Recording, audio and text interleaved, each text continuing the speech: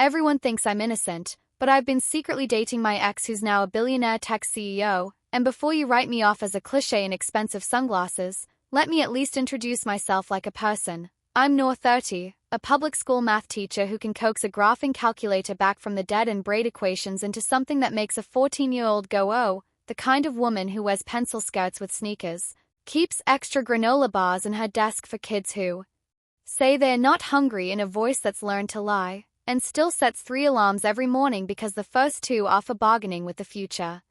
I met him long before anyone called him a visionary or a disruptor or whatever bulletin board word the market pins to men with money. Back then, he was just Adrian, 21, a kid who worked the late shift at a 24-hour coffee place and sketched apps on napkins because he couldn't afford notebooks. I'd come in after my shift at the tutoring center, my head full of integers and influences, and he'd slide me an espresso on the house, with a smile that looked like it had applied for a patent.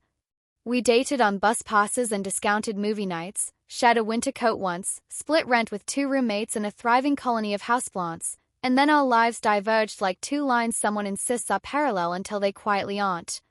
He dropped out to build a social learning platform in his friend's garage. I finished my degree and took a job that comes with laminated posters and the soft ache of loving kids who dare you to love them back. We broke up kindly, which is to say messily and without witnesses, promising to stay friends in the way people promise to keep a plant alive in winter.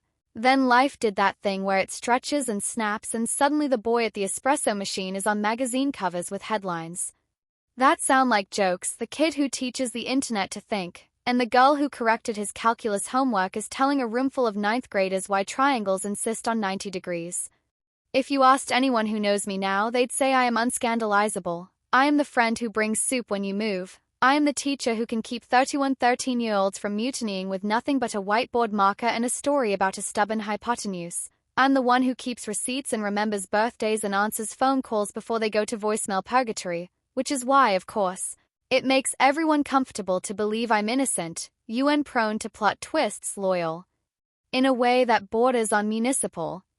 The truth. Last spring, I ran into him by accident unless fate also owns a calendar app. A former student of mine had won a citywide robotics prize and the ceremony took place at the museum, all glass and speeches. Adrian was the keynote, obviously. He stood under a suspended whale skeleton and told 100 people with donor name tags that curiosity would save the world if we stopped charging it rent. I hid in the back row because pride is a strange animal. After, I was in the lobby trying to get my kids into the right ride shares when I felt a hand hover at my shoulder, not touching, just remembering. "No," he said, like a question he already knew the answer to.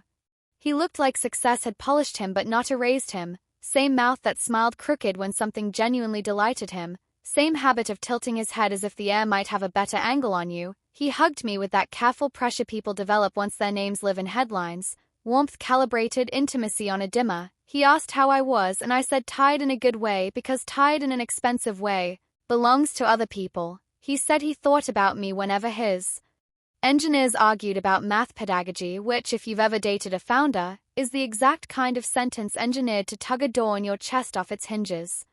We grabbed coffee for old time's sake, which is a phrase that has never once meant just coffee. He asked about my students and I gave him the greatest hits. Jaya, who built a hydraulic arm out of cardboard and fury. Miguel, who solved a quadratic like it owed him money. The twins who insisted pi was magic and then proved it with pie charts cut from construction paper. I asked about the company and he tried to explain a learning substrate. Without using verbs like dominate, he told me about sleep deprivation and board meetings and the way venture capitalists mistake certainty for virtue. He looked at my hands when I talked like he used to, like my fingers were spell casting.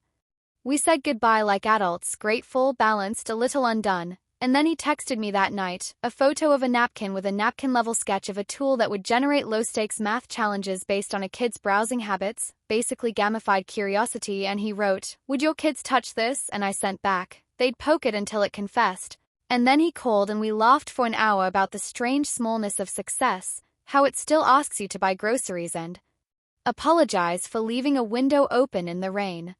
I told myself I was consulting. The lie felt tidy. He wanted to build something that actually helped public school teachers rather than marketing to them with chirpy cruelty. He invited me to sit in on a product brainstorm. He sent a car I refused and then accepted because sometimes your principals just want to feel the air conditioning. I walked into the headquarters and the air smelled like money that had been converted into kombucha. The lobby had a living wall and a robot that told jokes if you asked nicely. The receptionist wore a sweatshirt with the company logo and the posture of a ballet dancer. Everything was powered and glowing and slightly too proud of itself. He came down to get me because you don't let guests navigate a maze of badges and swipe doors alone. We rode an elevator with soft lighting that made your future look achievable. He asked me what it felt like to hold 30 kids in attention's orbit, and I told him it was like landing a plane with one wheel out. We walked into a glass room where 4 engineers and a designer waited with laptops open like mouths. "This is Noor," he said, "who taught me how to factor polynomials and not be a coward." And the room laughed in that careful way people laugh when the boss makes himself vulnerable on your behalf because he knows he won't actually be harmed. I told them what every teacher knows and very few platforms respect. Kids can smell pandering and will set it on fire. Frictionless is not always a favor. Delight is a tool, not a trick. I wrote on their whiteboard with the thick, expensive markers that never die and sketched out a challenge ladder that would let a kid try and fail and try again without shame. One of the engineers, a woman with lavender hair, said, "This is actually humane." And I wanted to hug her for making that sound like a novelty. Adrian watched me like my mouth was a machine that printed permission. After, he walked me to the street and stood too close for a man whose face lives on billboards. "Lunch?" he asked, casual as an apology. We went 3 blocks to a hole-in-the-wall taco place that had been there since before anyone decided the neighborhood was investable. He ordered in Spanish like a son, not a CEO. We sat in the corner like we were pretending to hide. The hot sauce was a truth serum. He asked if I was seeing anyone. I said I was seeing my students' parents at conferences, and that was fulfilling enough. He laughed and then turned the laugh down like it had been set too loud. "I thought about calling you 100 times, he said, the type of honesty that arrives with a luggage set. "I always figured you were good. Like, better." And I was not. I was busy becoming a headline. "I am good," I said. Which was true in a small moral way and not true in a large human one. "You want the moment?" It came a week later when he invited me to an event that sounded extremely not me. A rooftop thing where people with money congratulate other people with money for inventing new languages for money. I brought a thrift store dress and a coat I could afford to lose. He met me at the elevator and I forgot the city existed for exactly 3 seconds because he was wearing the kind of suit that makes the word Taylor do a sit-up. "You look like trouble," he said, and I said, "I teach equations to children. I contain multitudes." And he laughed that helpless laugh you want to wear like jewelry. The night had too many chandeliers, the speeches were long. He squeezed my hand under the table when someone said impact like it could pay rent. I was brave and inappropriate and asked a venture guy if he had ever stepped into a classroom that wasn't for his own child. He told me teachers were heroes and the tone people used to say firefighters are hot. Adrian watched me move through it like I had oxygen the room was missing. When we finally escaped to the stairwell, the city breeze slapped the truth into my hair. We were alone, the kind of alone that happens around crowds. He touched my cheek with his knuckles, the old way, like he had to ask my face for permission. "We shouldn't," I said, because cliches are there for a reason. "Then we won't," he said, and kissed me carefully anyway, like he was signing a permission slip. After that, the world became topography, public and private, day job and night honesty, chalk dust and silk, cafeteria trays and tasting menus, school bells and calendar holds marked focus time. I taught my classes with the same ferocity, and then at 6 p.m. I would step into a car with tinted windows and a driver who knew not to ask. He took me to places I'd only ever seen on TV, a restaurant where the waiters pretended to be cousins, a jazz club where the trumpet did crimes, a tiny theater that opened a door inside me I didn't know had hinges. We talked like people who had invented speech. We ordered dessert like it was a vote. We also did small things, ate dumplings in sweatpants, argued about whether monarch butterflies remember the exact milkweed from their childhood, read to each other on the couch like the world wasn't in a hurry. He stayed over sometimes, and sometimes he didn't because his life needed his face and I needed my boundaries. We were not teenagers. We were not the people who once kissed in laundromats. We were 2 adults who had stopped pretending what we wanted was theoretical. The secrecy wasn't about shame, it was about survival. In my world, the headline "Teacher Dates Billionaire" is a wrecking ball, and his "CEO Dates Civilian" is a mild scandal until someone decides to turn me into an agenda. So we guarded it, which is a romantic way to say we lied by omission to the people who would bleed if the truth blew up. My friends thought I was simply very busy grading. "Innocent Noor," they said when I left dinners early, when I changed the subject like a magician. My mother, who has radar more sophisticated than any market analysis, would squint at my face on Sundays and say, "Your eyes are shinier." "Are you sleeping?" And I'd say, "Less than I should, more than I used to," which means exactly nothing and exactly everything. At school, Miss Patel, who teaches English with knives for metaphors, told me I seemed luminous with secrets, which is kind when what you are is saturated with them. It wasn't all glamour. NDAs have the texture of chalk in your throat. Security details are kind until they aren't. On a Tuesday, I watched a man across a cafe angle his phone and pretend not to photograph us. Every elevator contained a mirror you hadn't consented to. And then there was the night it almost fell apart. His company had a product launch that broke the internet for 5 hours, not in the fun way. And the city boy whose hands used to smell like espresso had to stand in front of cameras and say words that might as well have been tourniquets. Afterward, he came to my apartment because he didn't want the house that the internet now knew about. He sat on my kitchen floor in his suit and said, "I used to think success would make me safe." And I made tea and said nothing because sometimes all math can offer is a limit approaching something you are not yet. We kept going. Spring turned into summer. I learned the names of his board members and their tells. He learned the names of my students and their dreams. He funded our school's after-hours robotics club through a local donor shell company that made the principal cry in the privacy of the copy room. We started to look like possibility in each other's phones. And then, as stories do, ours hit an intersection with a truck called Perception. A gossip site published a blind item. Which newly eligible tech titan has been spotted cozying up with a mysterious educator who teaches him more than code? I laughed when I read it because shame never learned my name. Then I stopped laughing because it did. The next morning, 3 moms at drop-off gave me a long, appraising glance like I had changed without notifying the committee. A kid asked if I was famous. A man with a camera stood across the street from my school and tried to look like a tree. Our principal called me in and said kindly and panicked, "No, if there's anything I need to know for optics." And I said, "I'm teaching integers." Third period, because optics has no idea how attendance works. I told Adrian we had to pause, not for us, whatever us was becoming, but for the kids whose days shouldn't be collateral damage in a grown-up's narrative. He understood with his mouth but not his shoulders. He offered solutions: houses, cars, islands, a foundation. Rich men think money is a wrench that fits any bolt. I said, "I need small air," and he said, "I can make you an entire planet," and I said, "I live on this one." With 8th period and duty roster, and he took a breath the length of his old life and said, Okay.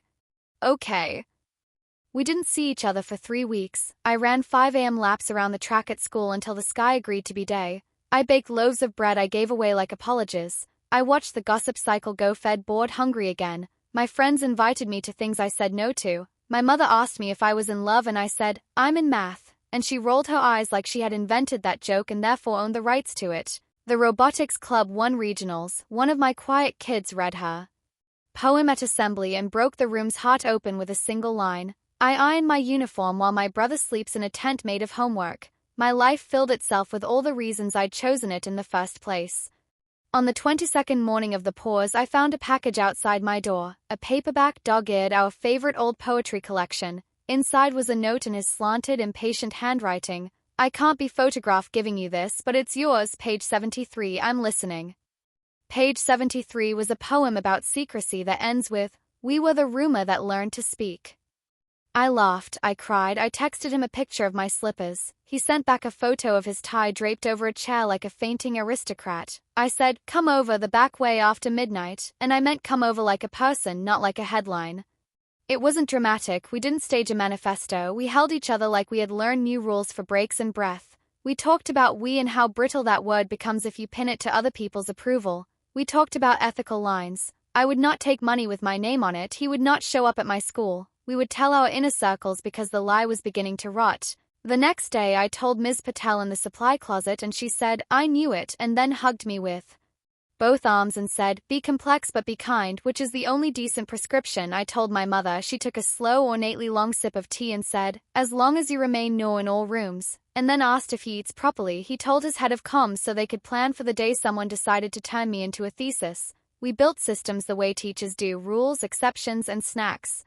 There was a night in August when he invited me to a small dinner at his house for visiting researchers. I almost didn't go because the thought of sitting under chandeliers again made my molars hum. But then I remembered the 18-year-old me who had watched him write code under a thrift store lamp, and I went. Halfway through the evening, a professor leaned across the table and asked me brightly, "So what do you do?" And I said, "I teach middle school math." And she said, without malice, "How sweet." And I smiled in that tired way that tells a person they have mispronounced your dignity. I stood up, clinked a glass, and gave an impromptu 3-minute talk on the elegance of factoring and how teaching it to a room of teenagers is more complex and interesting than raising a Series D. The room laughed in the right places and clapped at the end, and someone said, "Wow." And I sat down, and Adrian looked at me with a curiosity that felt like home, like he had just watched a star behave properly. We still keep secrets, not to make ourselves larger but to keep our lives human-sized. Every Saturday he comes over with supermarket flowers like he's auditioning for Ordinary. Every Sunday I leave a jar of extra soup in his fridge because he forgets to eat when the future is loud. Sometimes he puts his phone on airplane mode and we lie on the carpet and count how many ways the ceiling isn't symmetrical. Sometimes I correct his press releases with a red pen for passive voice and he laughs and says I am his only editor with tenure. Sometimes he shows up late with a face full of boredom and I place his palms flat on my kitchen counter and say, "Name 5 things you can smell," like I teach my anxious kids vanilla, lemon, coffee, dust, you, and he breathes again. Will we make it?